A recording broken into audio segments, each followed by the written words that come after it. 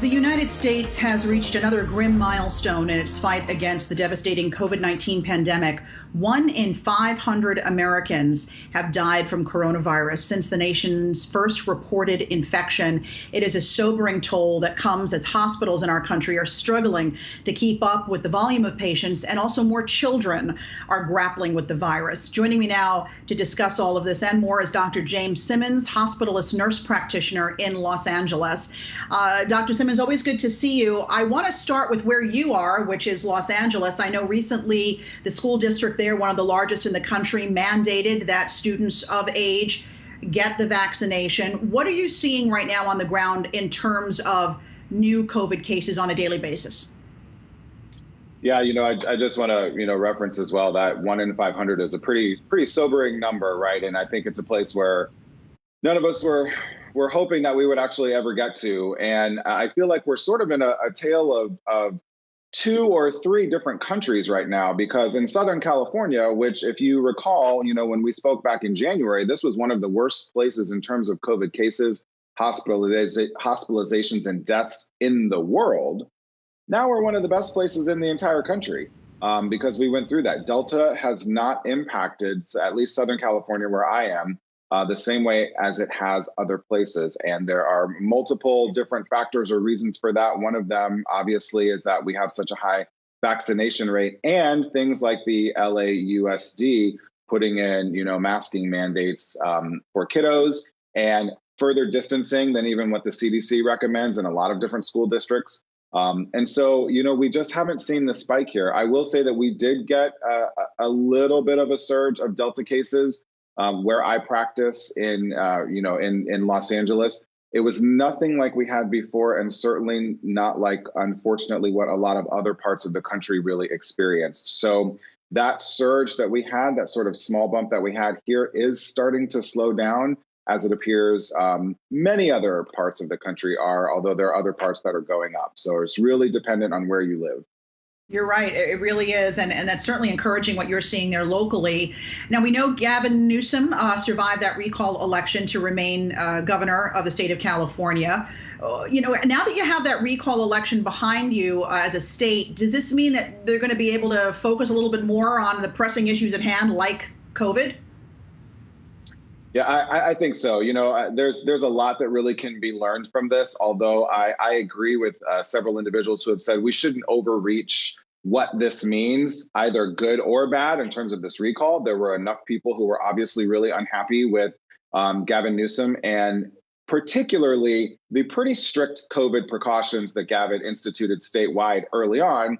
But then you have to look at, we're in a much better place than a lot of other parts of the country because of some of those stricter protocols. The closing of businesses are a lot earlier than I think some other states did, or even other states didn't even do it at all. Masking mandates, really pushing vaccines here, mandating vaccines in certain populations earlier on than in other places. And what that has led to is we have one of the lowest rates of new COVID cases, even among a Delta surge, and we, not coincidentally, have one of the highest rates of vaccinations. People are generally, I think, happy with how Gavin Newsom handled this situation, though I feel like a lot of people were looking for perfection in handling a brand new pandemic that no one had ever handled before, no one had ever dealt with before. There wasn't going to be perfection. We learned from the data, we learned from the science, we make the best decisions that we can to move forward. And like him or not, I think most Californians were like, well,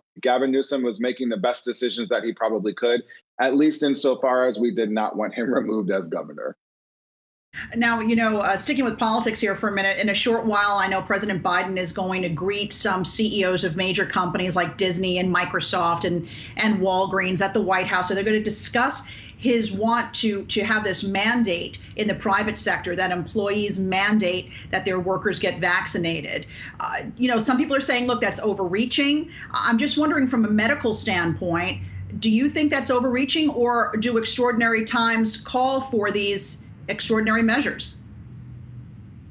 I do think extraordinary times call for extraordinary measures, and I'm probably not going to be really, popular for saying this at all, but we didn't have social media we didn't have the 24-hour news cycle back when we had, what amounted to vaccine mandates for things like smallpox and measles and polio. And the reason we don't really talk about those diseases much is because everyone was vaccinated against them. Now, a lot of times that happened in ways that we probably would not be acceptable today. Kids were getting shots in schools that they didn't even know about. I'm not saying that those were necessarily handled in the right way before, but ultimately what the science has proven to us over and over and over again is that when we have a disease like this that we do not have very good therapy for, and a lot of people die from these diseases when they're viruses and we can vaccinate against them, that is the best treatment.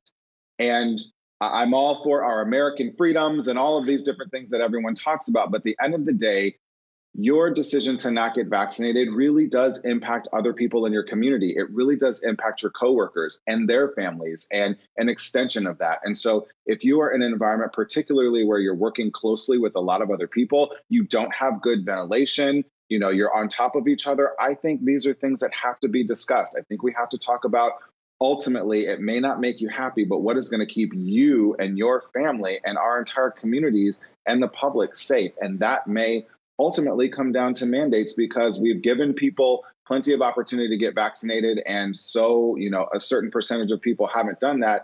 Then what's unfortunately happening is now we have, these massive surges of Delta, and ICUs are being overrun. And it's just moving from state to state to state, where, we hear these dire situations of patients not even being able to be treated for other diseases because COVID has overrun their ICUs. And unfortunately, I think because of situations like that, mandates may be necessary.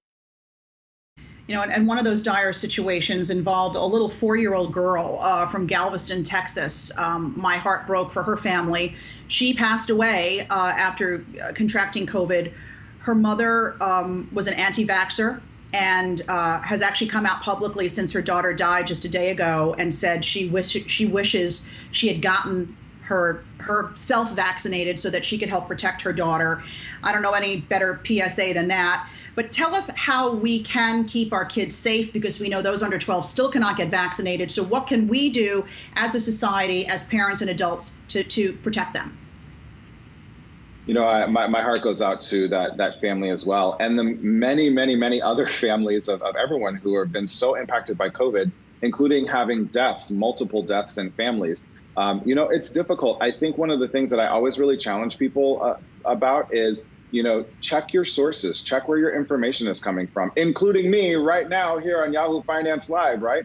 Check where your information is coming from and really try to understand the nature of that information, what science, what data is behind it. Most of us have access to lots of great information sources. So you might hear or see something on Facebook, go validate it on Google. It only takes a few seconds. You're going to start to open up your world and have maybe a different perspective about those things. In terms of keeping kiddos safe, as we go back into schools, unfortunately, we're seeing the ramifications of low vaccination rates in places like Tennessee, Kentucky, West Virginia right now, northern Idaho, those places where they're having to shutter schools again. ICUs are overrun. As adults, the best thing we can do is keep wearing our masks. I know they're a pain in the butt. I don't like them either, but keep wearing your mask, get vaccinated, please. And hopefully in the next few weeks, we're going to have authorization from the FDA for vaccinations for 5 to 11-year-olds. We're expecting that sometime in early October for the Pfizer vaccine, and potentially as young as 6-month-old and older just a few weeks after that. So everybody hold tight. We're hopefully going to have a chance to get younger kiddos vaccinated. In the meantime, adults, get vaccinated, check your sources, learn as much as you can about this, and make the best decision for you, your family, and your community. Yeah, protect our kiddos. I like how you say it. Dr. James Simmons, thanks so much. Always a pleasure.